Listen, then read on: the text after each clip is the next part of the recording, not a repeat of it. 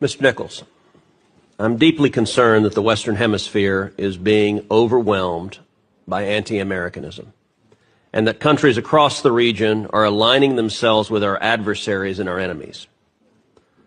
I'm deeply concerned that former U.S. allies are being replaced by leaders who are actively hostile to us and our interests, and that the Biden administration has chosen to embrace many of those leaders.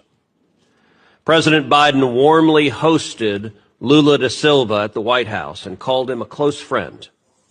Lula is an anti-American Chavista who embraces the Chinese Communist Party, Vladimir Putin, and the Iranian regime. I'll note that President Biden has not extended the same courtesy to Israeli Prime Minister Benjamin Netanyahu, and indeed the Biden White House has made clear that Israel's Prime Minister is not welcome in the Biden White House. Now, one of the very insidious ways that our adversaries and our enemies have infiltrated the region is through corruption.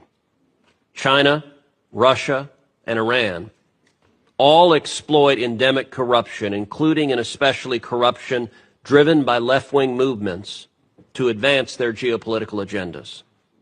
Congress, and specifically this committee, has recognized the importance of combating such corruption and have given you powerful tools, in particular under Section 7031C, sanction authorities. The Biden administration has used these sanctions repeatedly across the Western Hemisphere, but not, I'm dismayed to say, not against the left-wing anti-American communists who are aligning with Russia and China and Iran. Quite the opposite. Again, the Biden administration has looked the other way at malign behavior from such actors. Well, Brazil. Bolsonaro, a pro-American leader, was replaced, to the Biden administration's cheering, with an anti-American radical, Lula.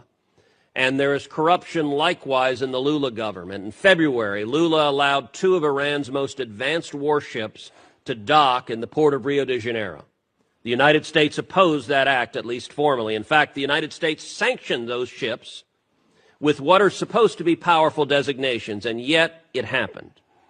I believe the Lula government's corruption played a significant role in their decision to ignore the Biden administration and allow the docking. Do you agree with that assessment? And has the Biden administration enforced any sanctions related to that instance, and in particular to the Brazilians providing material support to the Iranian ships?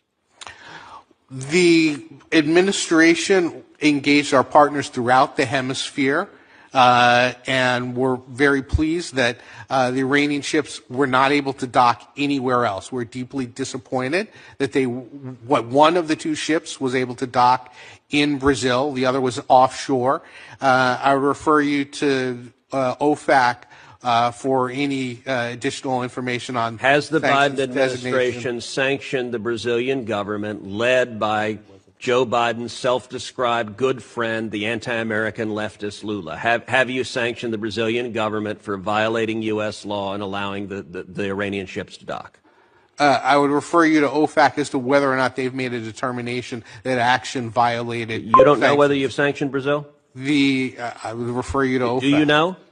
I would refer you to OFAC. Do you know the answer? That's a yes or no question. Do you know whether the Biden administration has sanctioned Brazil?